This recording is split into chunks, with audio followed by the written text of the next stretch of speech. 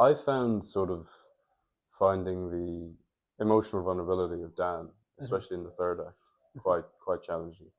I think there's been like a lot of kind of mental blocks that I've had to get around. I don't know. It's kind of a challenge and welcoming. You know what I mean? Like I'm definitely getting like a lot of it out of it when you cross the threshold, you do get more out of it. You know what I mean?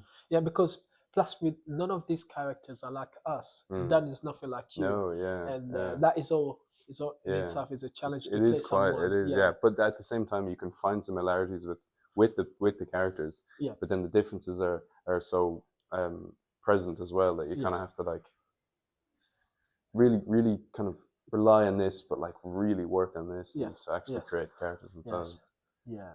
And what I find also, because it's one of those play in, I mean, every play you have to really listen, but this play forces you to listen because we have so many cast in one stage. For Yeah, example, like Act One, yeah. you have like all the cast, almost Everyone, everyone, yeah, almost, yeah, everyone's there. right, yeah. So it So really, much going on stage, yes, it yeah, really forces you to yeah. listen, to really be present. Very I true, don't think yeah. so. You can get away with anything with this play. You No, have you to need to be be there. in the moment. You You have to do, be in the yeah. moment, You have and to know what your character's trying to do. yes, Yeah, obviously you have to learn all the lines, but yeah, then you have to kind of forget it and just be like, right, okay, now this is happening. I got to react. You know what I mean? yes, Yeah, yes. Playing Brooks as well because Brooks is from London. Just having his just embodying his way of speaking, his rhythm of speaking. yeah, and the That is, accent. yeah, Yeah, the accent as yeah, well. Yeah, yeah. so that I've had to is, completely change my accent as well. It's fucking yes, tough. Yeah, yeah. So it's a beautiful challenge. It's it one of is. those. Yeah. It's just an exciting challenge. I think as well when you get the accent, like when you get a good firm grasp on the Yeah. accent, it then gets the character going that bit more as well. Yeah. Because I mean, you have to change the accent Uh-huh. to play the character anyway. Yeah. But then once you slip into the accent, you're almost like you're in the headspace. You know what I Yes. mean? Yes. So Yes. it's like a challenge, but it's so worth Yeah. like knocking it down and getting it in place. You know Uh-huh. what I mean? Uh-huh. Uh-huh. You have to do everything. You have to use everything that you've learned at your time. Like in our 3 years here, I have to. I can't just be like I'm gonna use voice. I'm gonna focus on voice. No, you have to do everything. You really have to use all the skill that you've learned in your 3 years here, combine it to this play. I don't think you can only get away with one thing. You have to really. We all have to think outside the box in this play. So to to say that I have to focus on this skill that I've, it's kind of it's a little bit difficult. It's a little bit difficult because I think you just have to focus on everything with breath. Use a bit of it, Yeah, everything. everything. Yeah, Use a yeah, bit of everything because especially I play a sergeant. My character is supposed to have that authority in him, and I've kind of got a light voice. My voice isn't that deep, so I'm really having to think to really access that chest resonance, yeah. and I think voice has been a very big yes, part of it for me as yes, well. I yeah, think, I mean, obviously there is the accent, which of course then you're changing even the way like it changes the way my mouth kind of sits, like, mm, and my jaw is held, which is yeah, quite interesting. But then yeah, also like it's different sounds you're making. You have to get the breathing right because you kind of have to be. It's. I think voice actually, yeah, yeah, is been the biggest kind of yeah, thing that I've used.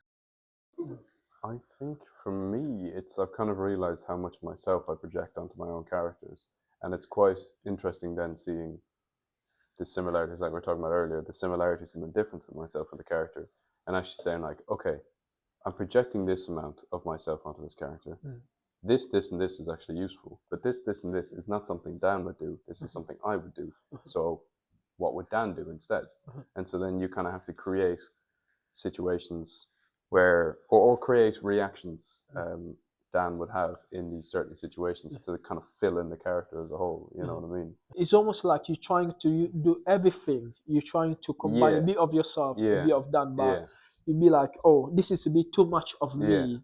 I think I'm leaning toward Oren that much A here. little, little too much, Let yeah. me just step Or back. Oren would do that, but Yeah, I'm not Oren. I'm yeah, Dan. yeah, I'm done. So what Yeah, does Dan do? You know that's, what I yeah. I mean? think that's Yeah, a great way to look at it. I think it's almost like you're just outside and you're looking Oren and Dan at the yeah, same time. You'd be like, okay, what would yeah, no, I like that. yeah. I like that. Because I can get lost, and the emotions of the characters I can end up feeling in myself which is really horrible. You know, when you're on stage and you're talking to a bunch of people around you, it's like you're all playing, you're all having fun, but like if you start mixing up your own feelings and the characters, it just gets too confusing, too murky, too quickly, and you need to be able to pull yourself out. So I think these people are like, they could be us a few years ago. You know what I mean? Like going out, you're just going out with your mates on a night out, especially the scenes that aren't in Iraq. Like they're just a night out with your mates. So it's so easy to kind of think you know what's going on, when in reality you kind of have to separate yourself from the character, which I have found challenging in the past. You know what I mean? She comes into the room. I mean, she commands respect coming into the room, and then everything she gives out, she listens to people when, like, say an actor has something they want to say, they put it out. She's respectful of it. Doesn't always go with it. Always makes what she wants clear.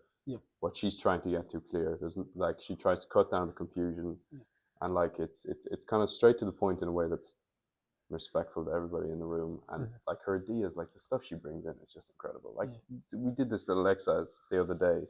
She did this, like she had like 4 or 5 fellas like pulling me down so I could just like sort of like physically struggle to get back up.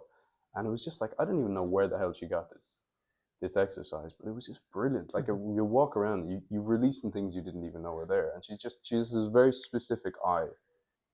She'll let us play, and then she'll be like, stop it, okay, this one is not working, this is not working. So while we're playing, she's not gonna interfere. She's gonna interfere at the end. She'll be like, okay, this one didn't work. You have to kind of like revisit that and try to see the way we can make it work. So I just like that she's kind of like letting you play. And if she notices that something isn't working, okay, let's think about this, how we're gonna make it work. Seeing a lot of the sort of human side of the soldiers that were brought across from America and Britain to be put in Iraq, like you're seeing it from the perspective of the people rather than the political sort of, like you always hear about Blair and Bush, this, that, and the other, and what went wrong, what went here, what went there. But like these are just regular people who believe that they were doing the right thing. I think it's a massive lesson in empathy, and like sort of having empathy, especially for the people in your circle, but then also just realizing that there's a whole world out there that a lot of which you cannot know so much about, and you have to be open to learning that there's more to learn.